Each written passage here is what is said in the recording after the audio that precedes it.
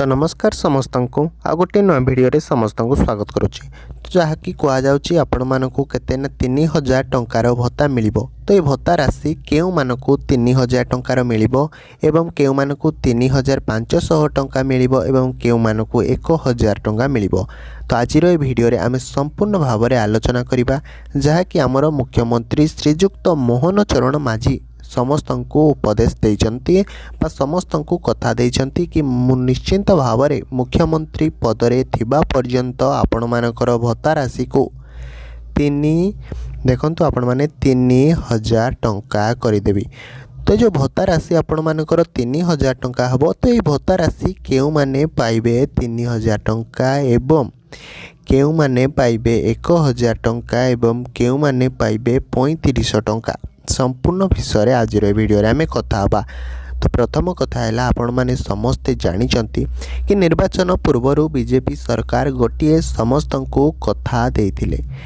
तो से कथाटी कौन ना मु निश्चिंत भाव में मुख्यमंत्री पदरे थिबा पर्यंत आपण मानकर समस्त भत्ता माने ऑल समस्त भत्ता को केते ना 3000 टंका करदेवी। किंतु प्राय 6 ରୁ 7 मास एपर्यंत कौन भी भत्ता टंका वृद्धि है ना। किंतु वर्तमान गोटे सूचना आसूची कौन ना समस्त भत्ता टंका वृद्धि होगला 3000 टंका बोली। ए जिनस समस्त पाखक सूचना आसूची एवं समस्ते ए जिनस जानिचंती किंतु भत्ता टंका ए पर्यंत भी वृद्धि हैनी। तो आज जदि कहबा आज मिलिला भत्ता टंका तो आज जितेबाला भत्ता टंका समस्त को मिली तो 1000 लेखाएं कौन ना भत्ता मिली। तो जो 1000 लेखाएं भत्ता मिली तो ताहले जो विधवा महिला माँ मैंने रही जो सरकार कही कि मु 3000 टंका समस्त भत्ता राशि को वृद्धि करदेवी। मुझे सरकार पाखरे निवेदन करी कि जो मैंने अच्छा कौन ना विधवा महिला माँ मैंने हैंडिक्याप्ड लोक मैंने बा कौन भत्तार गोटे मिनिमम एज हूँ के 60 वर्ष। तो 60 वर्ष रु जो मैंने कि अच्छा तो से भत्ता कौन पाई 3000 टंका कर दि जाऊनी कहीं सरकार देखो आपण मैंने कौन कहले ना 80 वर्ष रु ऊर्ध्व जो मैंने से भत्ता केवल केते ना 3000 टंका को वृद्धि करा जिवो।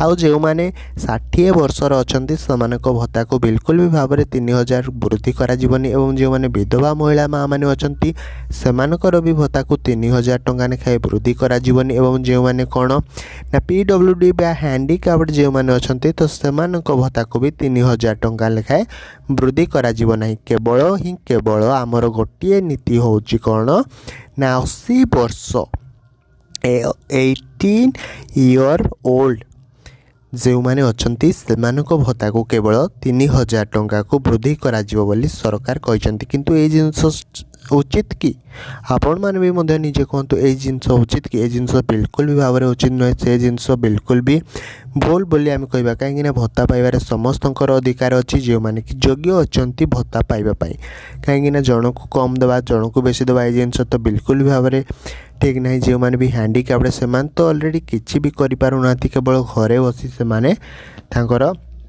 यही भत्ता राशि उपर निर्भर करदी आपण मैंने से भत्ता राशि 3000 टंका प्रदान न करेंगे ताले आपण भावतु कौन आपण करिसेंती।